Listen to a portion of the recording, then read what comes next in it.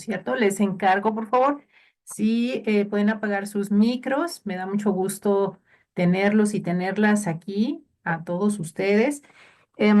Esta charla que vamos a tener el día de hoy es la última parte del curso en la que yo los acompaño. Vamos a hablar hoy de algunos personajes relevantes de la historia de Egipto. Esta selección está pensada básicamente en los personajes que ustedes van a encontrarse y van a estar escuchando a lo largo de su viaje. Entonces, bueno, quizás, por supuesto, como en cada uno de estos lugares que tienen historias tan largas, tan complejas, pues la selección ha sido complicada, pero pensando básicamente en eso, en los más representativos.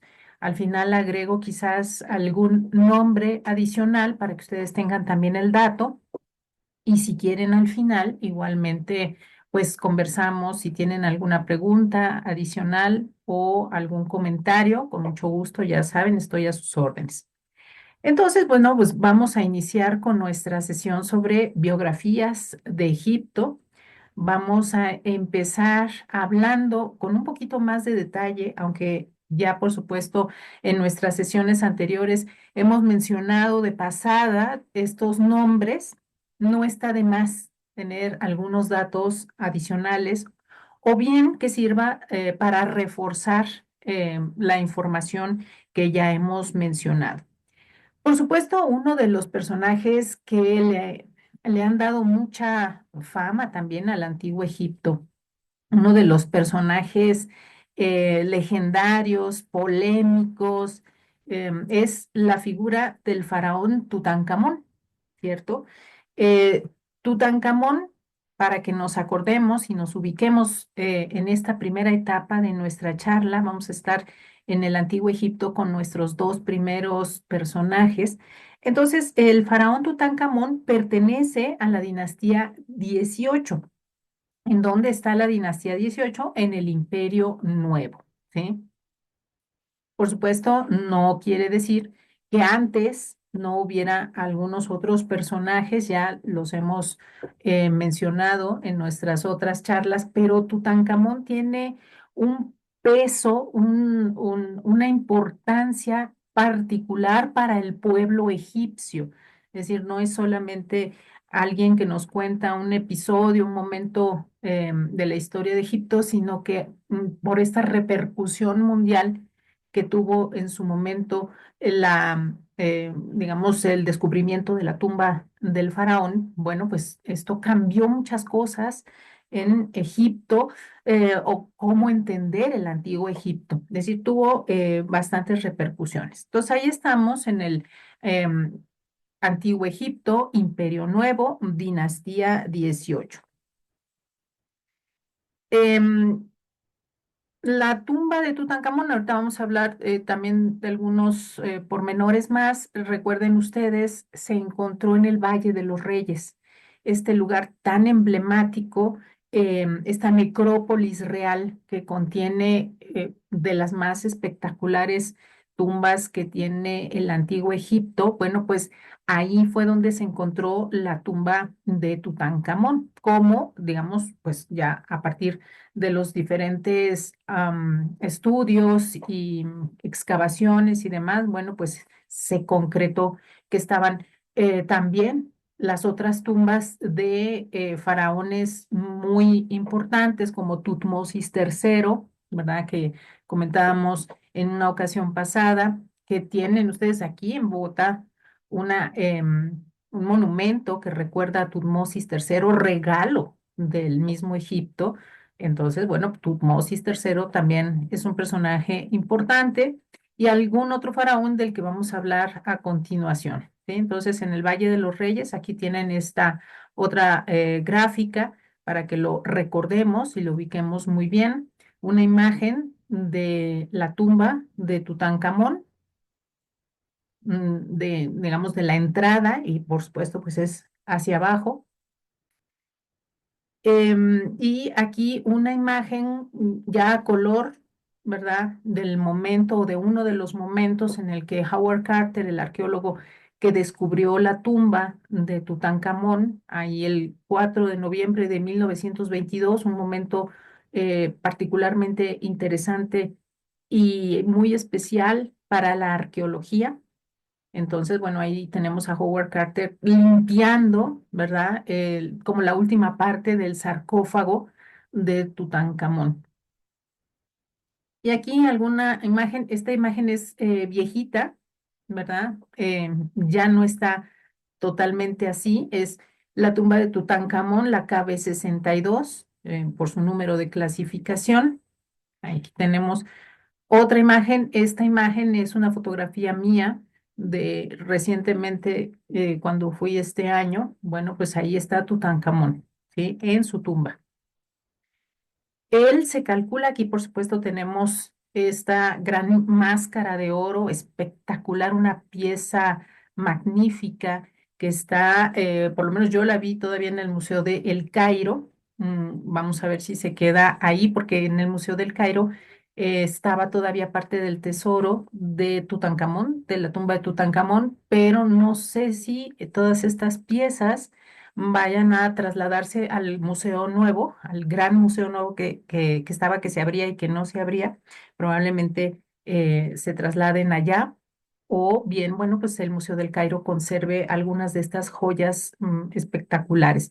En todo caso, bueno, esta es, digamos, la máscara famosa, ¿verdad? Es el rostro, básicamente, que nosotros conocemos del faraón, que se calcula nació hacia el año 1346 antes de Cristo en Tel el Amarna.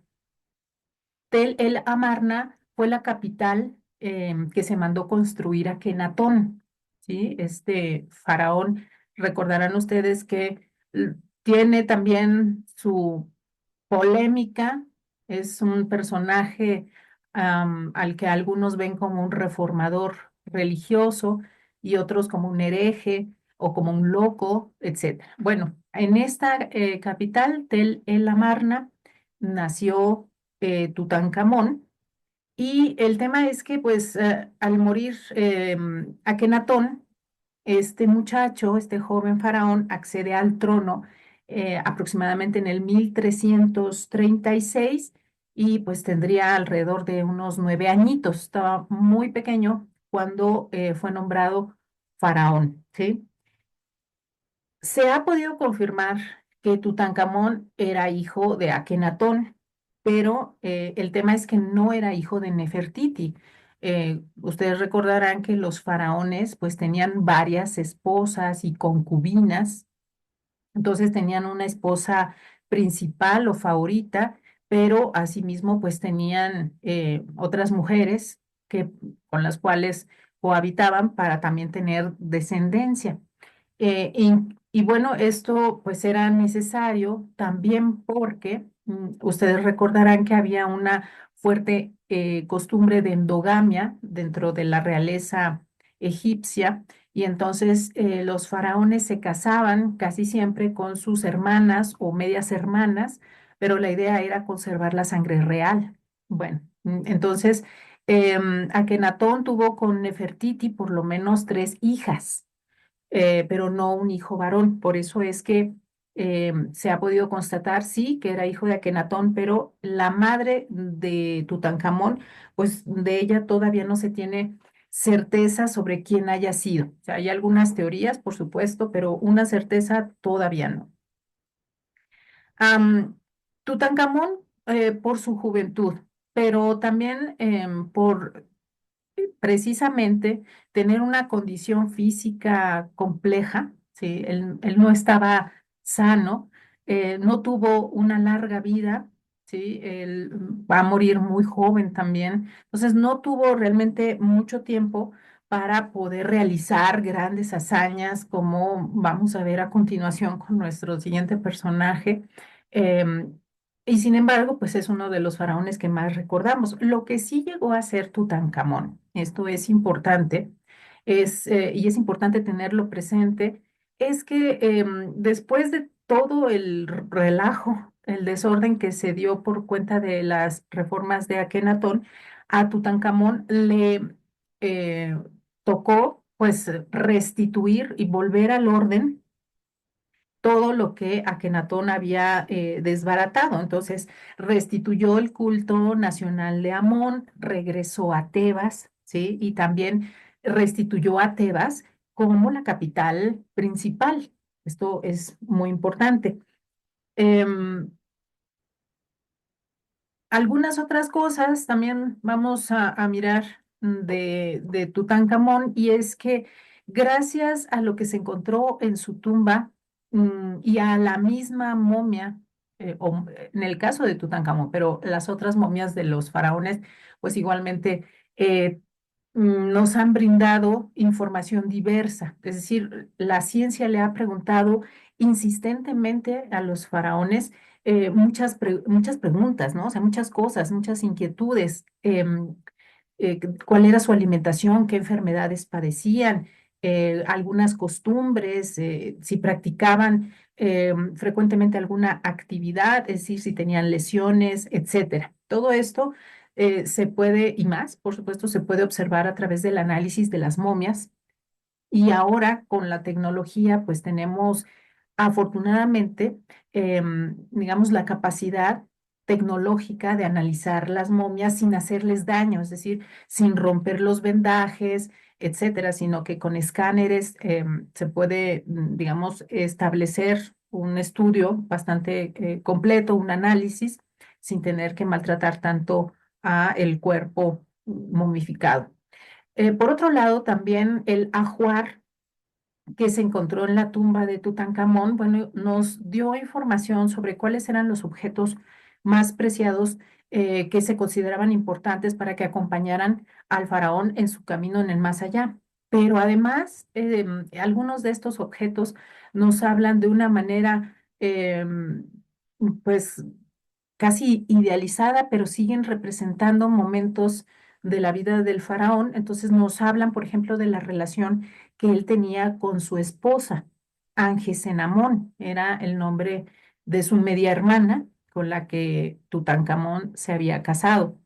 Y podemos ver también representado al joven faraón con algunas características. Entonces podemos decir que había, por supuesto, cualquier cantidad de piezas de oro. Aquí estamos viendo en la imagen dos cosas.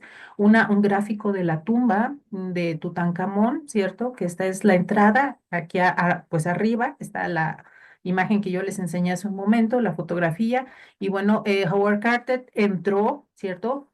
Por este pasillo, lo fueron limpiando y se topó aquí con una puerta, y a través de un orificio con una vela fue que Howard Carter alcanzó a divisar todo ese brillo del oro, de las piezas que se encontraban adentro.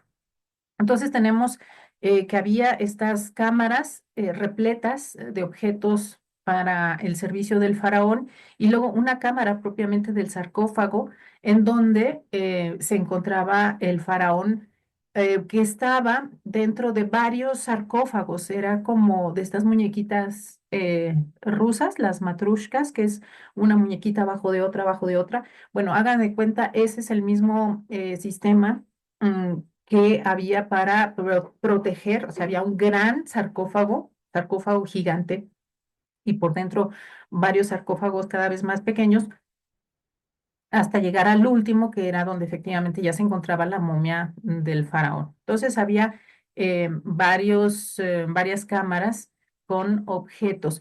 ¿Qué tipo de objetos? Bueno, aquí tenemos, por ejemplo, en nuestra pantalla, a su derecha, una silla de oro que tiene una escena en donde aparece el faraón con su esposa. Este es el frente de la silla de oro. Aquí a mí me parece súper lindo porque, vean ustedes, el faraón tenía problemas de salud fuertes. Seguramente padecía muchos dolores, no podía caminar bien, de manera que hasta nosotros han llegado sus representaciones de él usando un bastón, y de hecho había bastones también dentro de la tumba por un lado. Entonces, por ejemplo, esta imagen es una imagen ya más retocada, pero proviene de una cajita de marfil, como un joyero que pertenecía también al tesoro de Tutankamón. Y entonces está aquí con su esposa a Angesenamón que ella le da como a oler unas flores del Nilo, ¿cierto? Y entonces él se acerca y están ellos ahí compartiendo. Esta imagen en particular se conoce como la carta de amor y es una imagen que aparece frecuentemente en los mercadillos ahí de Egipto, en el Cairo, en todos los sitios donde venden papiros.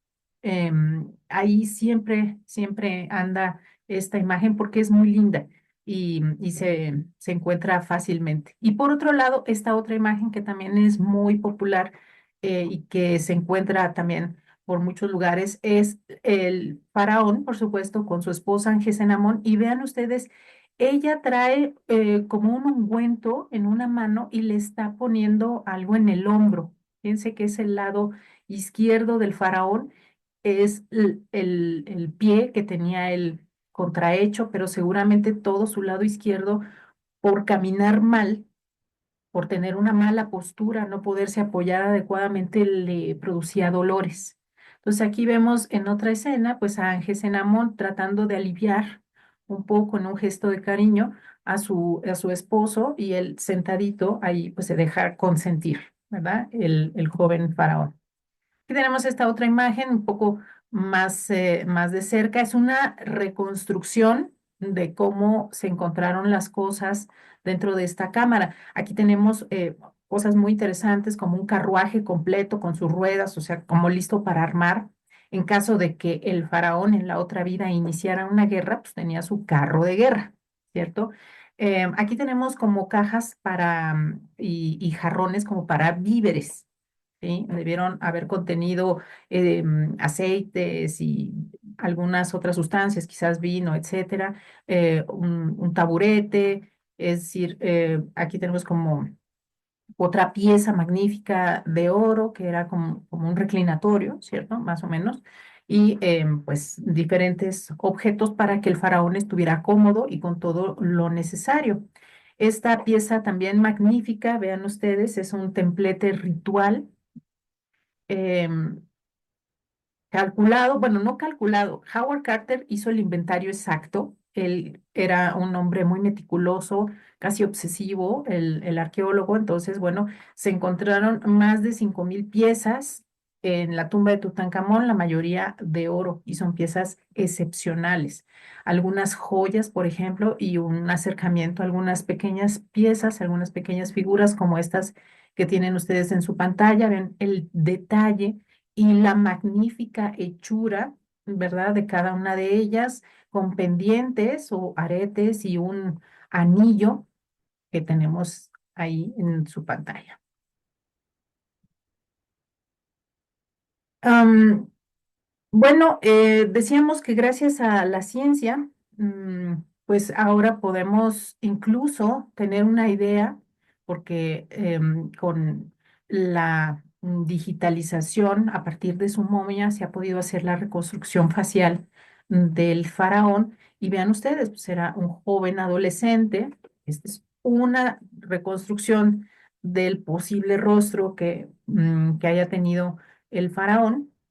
Aquí, digamos, más moderno, todavía como si fuera un joven de nuestros días. Esta es una reconstrucción hecha por una artista de nombre Becca Saladín.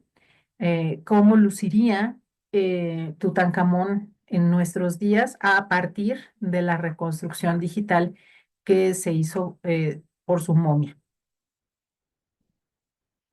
Y aquí tenemos igualmente esta reconstrucción que se ha hecho de su cuerpo. Vean ustedes el lado izquierdo, la cadera desplazada, el pie también chueco, entonces no se podía apoyar, no podía caminar bien y seguramente tenía mucho dolor al desplazarse. Entonces, por eso es que necesitaba por lo menos un bastón, si no es que una muleta, pero en realidad lo que se han encontrado son bastones como un poco más largos, como el que vimos ahorita en la imagen. ¿De qué murió el faraón?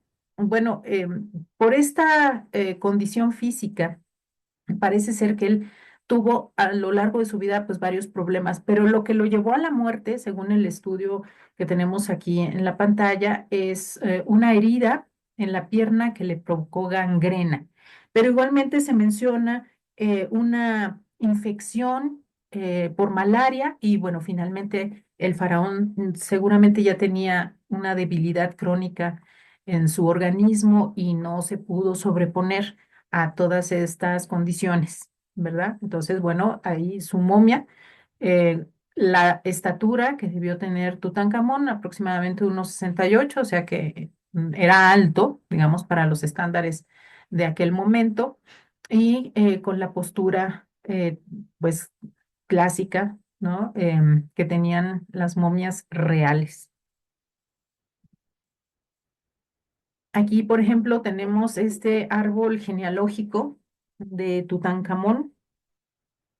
Aquí lo tenemos a él, descendiente de Akenatón, posiblemente de alguna de sus esposas o concubinas, y casado Tutankamón con su media hermana, Angesenamón, ¿sí?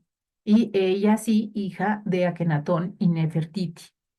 Como ven ustedes, ya Tutankamón pues tenía algunos problemas físicos que se achacan también a todo el tema de la endogamia. Es como el final de una línea en donde pues no habían podido, ¿verdad? Tener vástagos saludables y Tutankamón tampoco lo logró. Hay evidencia de que concibió con su esposa por lo menos a dos bebés que no se lograron. Em, Parece ser que uno de los cuerpecitos fue un aborto natural, probablemente, y el otro un recién nacido que no logró sobrevivir. ¿Sí? Entonces, bueno, de todo esto, nosotros tenemos varias cosas en el estudio de la egiptología que nos hacen ver la importancia de estudiar a un personaje como Tutankamón. ¿Cuáles son los resultados? ¿Cuáles son las costumbres entre las familias con quien estaba emparentado?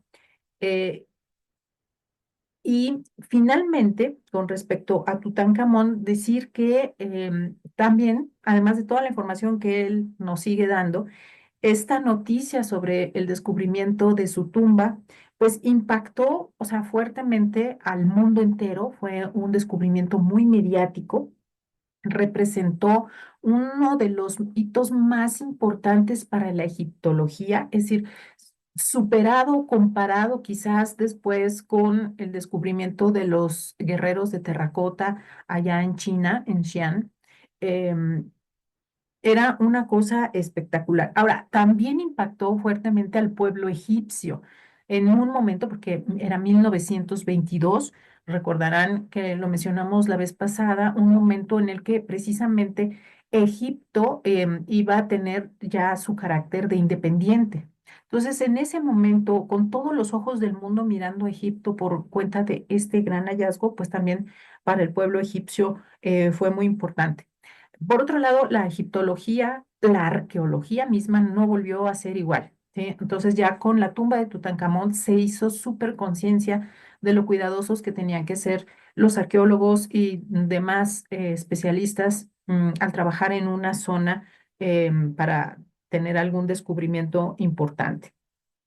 Y desde ese entonces la ciencia pues ha tenido esta carrera desenfrenada por seguir sacando, arrancarles todos sus secretos a estos personajes y pues ver qué más podemos llegar a conocer a través de ellos.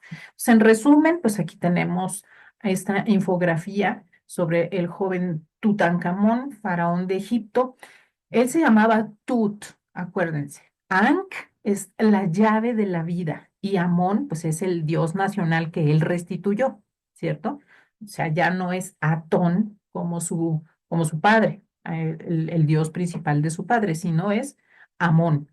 Hay algunas traducciones, aquí aparece en esta infografía parecido al dios Amón, pero también puede ser Tut, la imagen viva por el Ankh de Amón, ¿cierto? Entonces, el faraón se llamaba Tut, como también se llamaba Tut Mosis, ¿no?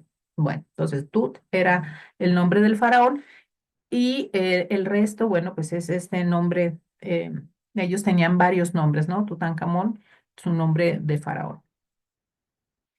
Nuestro siguiente personaje, como no podía ser de otra forma, porque está por todo Egipto, ¿verdad? Una figura de las más representativas también de esta historia fantástica y apasionante, es sin duda Ramsés II el Inmortal, porque además eso pareció ser a los ojos de sus contemporáneos tercer faraón de la dinastía 19, ¿sí? Y fue coronado en 1279. Fue uno de los más importantes faraones de Egipto, un personaje extraordinario. Él fue un monarca prolífico, es decir, todo en su vida era fecundo. Construyó más obras monumentales como ninguno otro, ¿sí? Y a nivel personal, bueno, pues también engendró, por eso ahí les van los datos, más de 100 hijos, Ramsés II. Vivió cerca de 96 años, fíjense.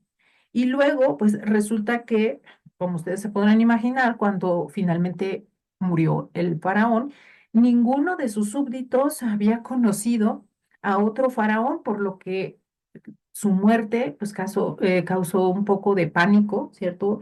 Y incluso llegaron a pensar que era el final de Egipto, aunque bueno, por supuesto nosotros sabemos que no fue así, pero esto es para ilustrar, digamos, lo importante que fue también en su momento. Aquí tenemos alguna otra escultura, un poco también retocada ya digitalmente, pero para que tengamos una idea del rostro, fíjense, siempre joven, siempre lo vamos a ver joven, excepto en su momia, y yo creo que eso no le hacía mucha gracia al faraón que lo viéramos así, pero él se representaba siempre joven, fuerte, grande, atlético, decidido, ¿verdad? Ahí con una monumentalidad impresionante, siempre lo vamos a ver así al gran Ramsés.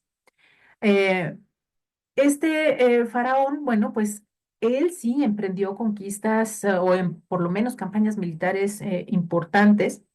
am, y también este detalle, que según la tradición, decíamos, fue a él a quien le tocó el éxodo de los hebreos. En todo caso, Ramsés II representa para el antiguo Egipto un momento intenso de esplendor, así como nosotros lo encontramos en su gran monumentalidad. Él representó una era dorada para Egipto. No solamente fue guerrero, fue mediático, es decir, con los recursos de su época, pero también fue muy buen administrador, un diplomático también excelente. Él y su esposa fueron buenos diplomáticos y a lo largo de todo su periodo, pues floreció la economía, la cultura, el ejército. Construyó impresionantes monumentos. Aquí tenemos un acercamiento a una parte de la entrada de Abu Simbel, en donde lo vamos a ver a él representado multitud de veces. Vean ustedes, aquí está Ramsés eh, con su cartucho, ¿cierto? Con su nombre, a sus pies una de sus hijas. Luego las figuras pequeñas, para que ustedes observen, las figuras pequeñas que aparecen en las piernas abajo o entre las piernas de los faraones, pero especialmente de Ramsés, son sus hijos o sus hijas.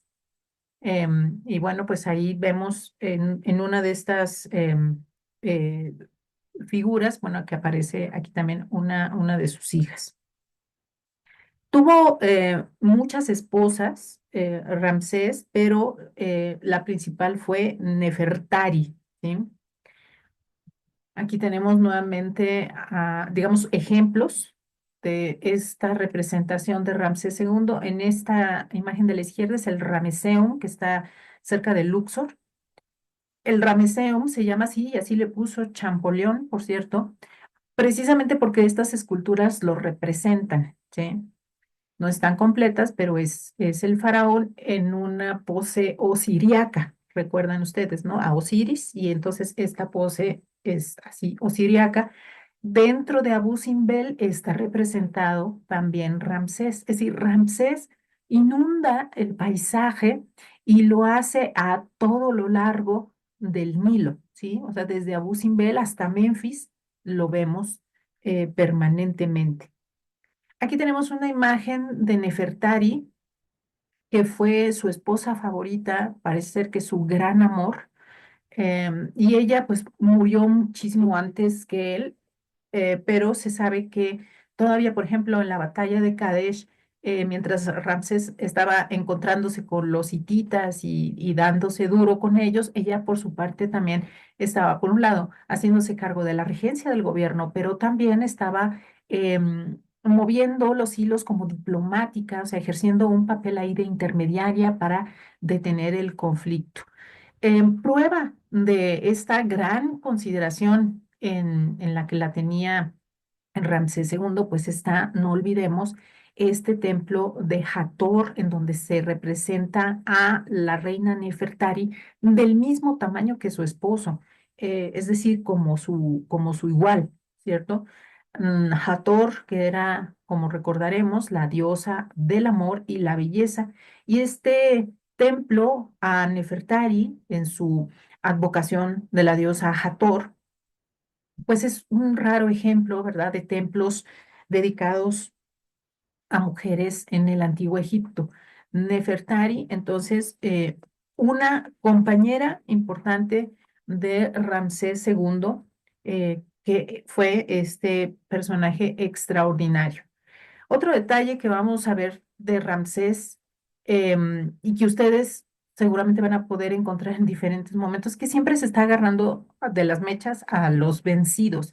Ahí en Abu Simbel representado insistentemente, en esta escena en donde les da duro, ¿verdad? Y él representado así como un gigante y los vencidos ahí más pequeños o postrados, ¿cierto?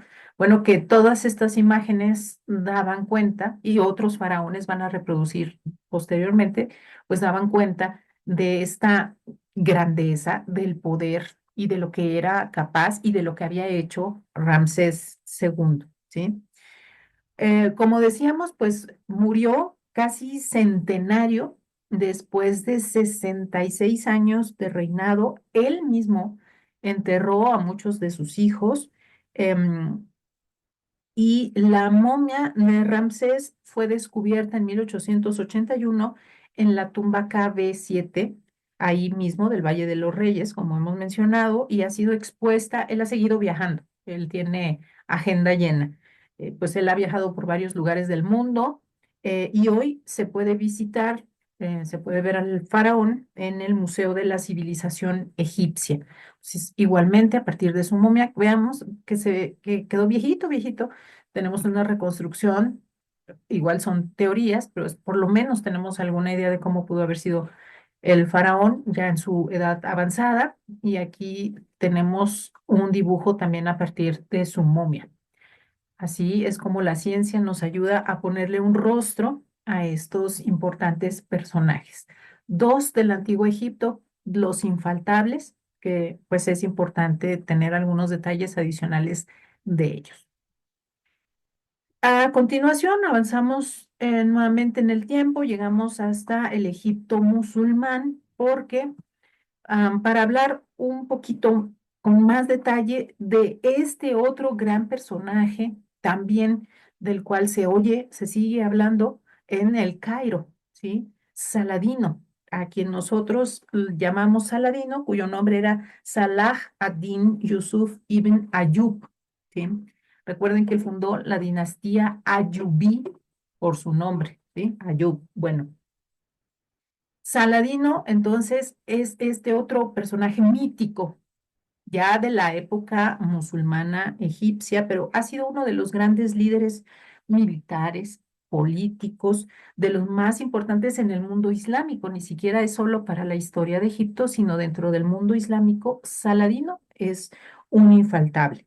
Como lo mencionamos ahí en la imagen, de origen kurdo, se destacó, por supuesto, por sus campañas militares, sus enfrentamientos contra los cruzados y particularmente por unificar al mundo musulmán en torno a su figura, ¿sí? Entonces, ¿cuáles son algunos de estos aspectos a resaltar del personaje de Saladino?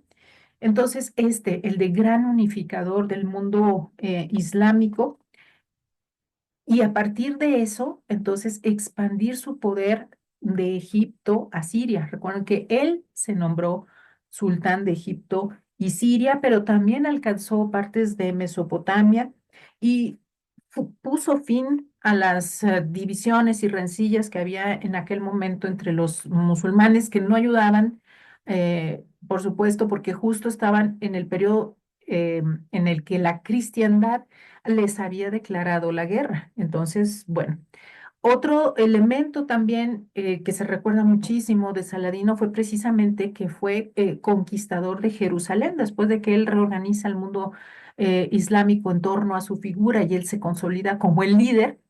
Entonces, ataca a los cristianos un en un enfrentamiento en donde les dio durísimo, que sucedió en 1187, que se conoce como la batalla de los cuernos de Jatín, ¿cierto? En donde templarios y demás salieron totalmente noqueados. Entonces, por eso, Saladino es el campeón del mundo islámico en este periodo de las cruzadas. Am, Tuvo esta gran victoria y luego puso fin al periodo de dominación, entre comillas, cristiana en Tierra Santa. El otro, por supuesto, aspecto que deriva de todo esto era un gran líder carismático, pero era un hombre que tenía además características particulares, es decir, era un hombre valeroso, pero tenía un sentimiento de la justicia, de la generosidad y muy importante, como ejemplo para el mundo islámico, de tolerancia religiosa, ¿sí? Y esto ya desde muy joven. Además, también se había destacado por su lealtad a parte de su familia, lealtad a su fe, porque él era un hombre muy devoto. Incluso era, digamos, tan caballero como el mismo Ricardo Corazón de León, a quien se enfrentó precisamente en la Tercera Cruzada, ¿sí? Bueno, y los cruzados, los cristianos, lo respetaban a Saladino. Él era entonces un hombre que influyó profundamente en decisiones políticas, en la conformación de un nuevo orden político de su momento y en un símbolo que todavía es de la lucha contra la ocupación cristiana dentro del mundo musulmán, del mundo árabe.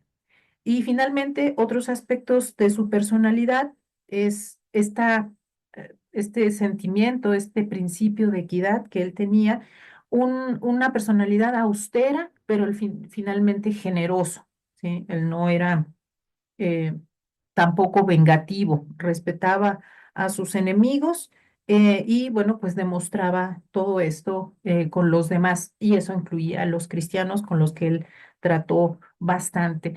Y todo esto pues lo convirtió en una figura legendaria cuya historia se ha contado y recontado a lo largo de los siglos. Y bueno, aquí lo vemos representado en esta imagen con un actor magnífico que me encantó la interpretación que hizo de Saladino.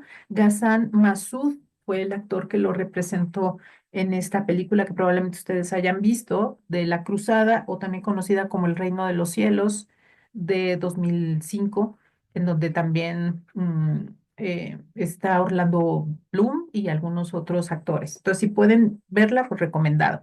Y finalmente, pues murió en 1193, personaje importante de esta parte de la Edad Media de Egipto. Siguiendo en el tiempo, llegamos al siglo XIX.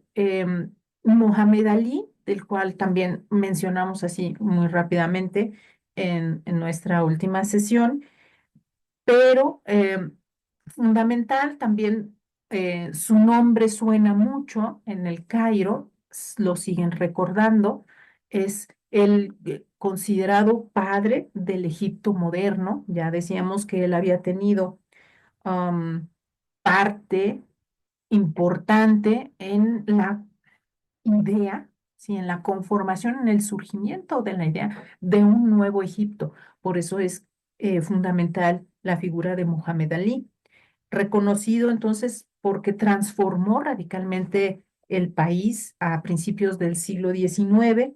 Y este periodo de gobierno de Mohamed Ali pues marca el inicio entonces de una nueva era para Egipto. Es decir, el Egipto de hoy mm, es así en parte por Mohamed Ali. O sea, no podemos decir completamente porque ahí entra otro personaje del cual vamos a hablar a continuación, pero digamos esta idea de un Egipto independiente, de un orgullo de lo egipcio por parte de los propios egipcios, arranca aquí con Mohamed Ali. Y también esta idea de que había que modernizar al país, pues había que hacer muchas cosas. Mohamed Ali, entonces, de un origen humilde, él él no era egipcio de nacimiento, él nació en Kavala, que hoy está en Grecia, pero digamos era parte del Imperio Otomano. Él sirvió en el ejército otomano, su familia realmente era modesta, pero bueno, hizo una carrera militar importante y ascendió gracias a su talento y a su liderazgo.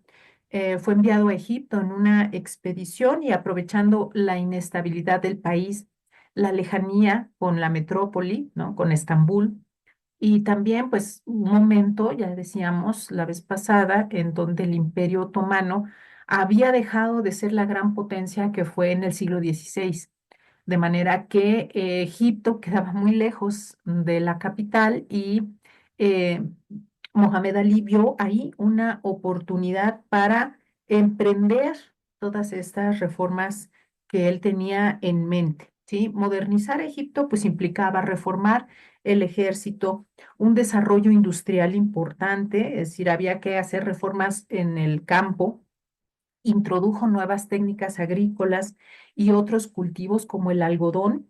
Y bueno, pues esto convirtió a Egipto en un productor importante, pero también se produjo azúcar, se produjo otro tipo de telas, se produjeron otro tipo de telas, vidrio, etcétera.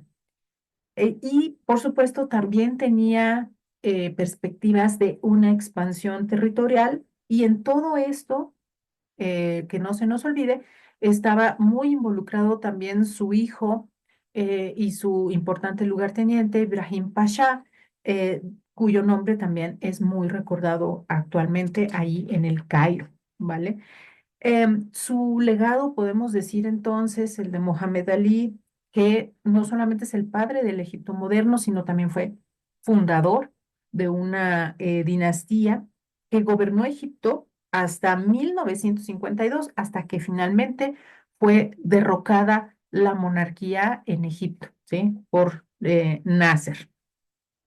Ahora, todos estos personajes que estamos mencionando tienen alguna controversia, ciertamente. Estos importantes personajes siempre tienen un claro y un oscuro, ¿vale? Entonces, bueno, es importante ponerlo en perspectiva. Claro, nosotros aquí comentamos lo más importante que ellos dieron a Egipto y el por qué se les recuerda, ¿eh? Pero eso no significa que no hayan tenido, pues, alguna otra parte complicada, ¿cierto? Bueno, en el caso de Mohamed Ali, ¿en qué estoy pensando? En que sí, pues hubo una carga de impuestos muy difícil para los campesinos de Egipto, transformaciones bruscas para el pueblo, traslados de población en Egipto de un lugar a otro, es decir, para el pueblo quizás todas estas transformaciones pues no fueron tan fáciles, sin embargo, bueno, pues Mohamed Ali consideraba que eran necesarias. Y más adelante en el tiempo, como no podía ser tampoco de otra forma, pues hablar de este otro importante personaje del cual se oye a cada momento cuando uno va por Egipto, pues en el Cairo, pero también en Asuán, ¿verdad? Permanentemente y todavía se ven imágenes de Nasser por ahí. Nasser fue, como lo vimos la vez pasada, pues un líder político y militar egipcio de gran relevancia en la historia del siglo XX, el principal impulsor del panarabismo y el socialismo árabe. Ocupó la presidencia de Egipto desde 1954 y hasta su muerte en 1970. Nasser nació en 1918 en Alejandría y fue hijo de una familia modesta. Em, eh, Una familia además que tenía que moverse mucho porque su padre trabajaba en el servicio postal. Entonces, esta circunstancia pues no le dio mucha estabilidad en su infancia, tuvo que moverse siendo niño en diferentes escuelas y a lo largo del país, aunque por otro lado, esto lo ayudó a conocer su país bastante bien. Finalmente, bueno, pues él fue a El Cairo, ahí completó sus estudios y despertó este interés que él tendría por la política y los asuntos militares. De hecho, pues esa fue una em, de sus primeros intereses, el ser militar. Hubo un primer intento del ingreso a la academia militar, no lo consiguió, sino hasta el segundo intento. Y finalmente logró graduarse en 1938, un joven militar. Ahí vamos a tener que empieza a desarrollar diferentes cargos militares y también es destacado en Sudán y en algunos otros lugares. Entonces, ahí ya empieza él a moverse incluso fuera de Egipto.